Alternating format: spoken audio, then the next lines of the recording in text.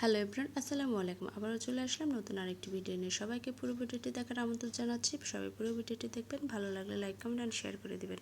ব্রেকফাস্টে প্রতিদিন রুটি, ভাজি, সবজি খেতে কিন্তু ভালো লাগে না, মাঝে মধ্যে একটু চেঞ্জ হলে ভালো লাগে। তো আমি একটু চেঞ্জ করলাম নাস্তার আইটেমটা।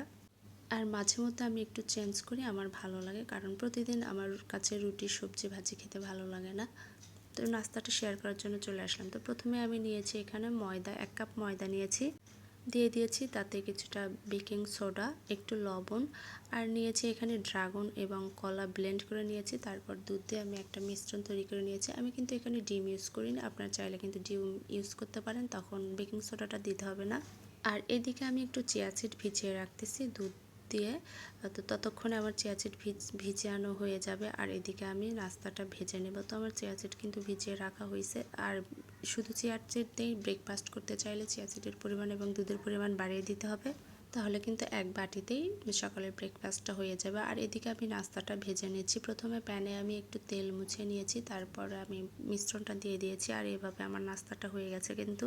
আর ড্রাগন দেওয়ার জন্য কালারটা কিন্তু অসাধারণ আসতেছে। অনেক বাচ্চারা কিন্তু ড্রাগন খেতে চায় না, বড়রাও খেতে চান না, তো চাইলে কিন্তু এভাবে খেতে পারেন ড্রাগন দিয়ে।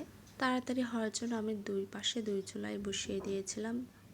আমার প্যানকেকগুলো কিন্তু রেডি হয়ে গেছে, সবগুলো ভাজা হয়ে গেছে। আর এখানে কিন্তু আমি চিনি ইউজ করি নাই, আপনারা চাইলে চিনি ইউজ করতে পারেন। আমি এখানে সবজি দিয়ে খেতে পারি বা দই দিয়েও কিন্তু খাওয়া যাবে। আর আমার কাছে ছিল বগুড়ার দই, এজন্য আমি দই দিয়েই খেয়ে নিয়েছিলাম এটা। আর এদিকে আমি কিন্তু চিয়া সিড ও দুধের মধ্যে ফল দিয়ে দিচ্ছি। আমার কাছে ছিল কলা, খেজুর আর কিশমিশ। আপনার হাতের কাছে যে ফ্রুটসগুলো থাকবে সেটাই দিয়ে দিবেন। তো আজকের নাস্তায় আমার ছিল ড্রাগনের প্যানকেক আর ছিল কিন্তু এই চিয়া সিড। আমি কিন্তু মাঝে মধ্যে চিয়া সিডের মতো করে চিরা দিয়ে বা মুড়ি, খই, ওটসের সঙ্গে এরকম দুধ দিয়ে, ফ্রুটস দিয়ে আমি সকালের নাস্তাটা খেয়ে নিই। আমার কাছে কিন্তু অনেক ভালো লাগে। তো নাস্তা খাওয়ার পর তারপরে গেলাম দুপুরে রান্না করতে। তো এরকম ডিফারেন্ট ব্রেকফাস্ট বা সকালের নাস্তায় কার কেমন লাগে সেটা কমেন্টস করে জানাবেন। তো আমি আজকে রান্না করতেছি করলা ভাজি। আর আমার রান্না তেমন কিছু ছিল না, কারণ আমার খাবার ছিল। তো আমি এখানে আলু করলা ভাজি করে নিচ্ছি। এটা আমার অনেক পছন্দ, আমার হাজব্যান্ডেরও পছন্দ, তবে চিংড়ি মাছ দিয়ে কিন্তু আরও বেশি ভালো লাগে। করলাটা আমি একসময় খেতে পারতাম না, কিন্তু এখন খেতে পারি আলহামদুলিল্লাহ। এখন আমি অনেক কিছু খেতে পারি, আমি জানি যেটা স্বাস্থ্যের জন্য ভালো, আমি সেটাই এখন খাওয়া শিখে গেছি। আর এদিকে আমি ডালের বড়া বানিয়ে নিচ্ছি, এর সঙ্গে কিন্তু পটল দেওয়া আছে। তো আমার এই পটলের পেঁয়াজও কিন্তু আগের ভিডিওতে দেওয়া আছে, সবাই দেখে নেবেন।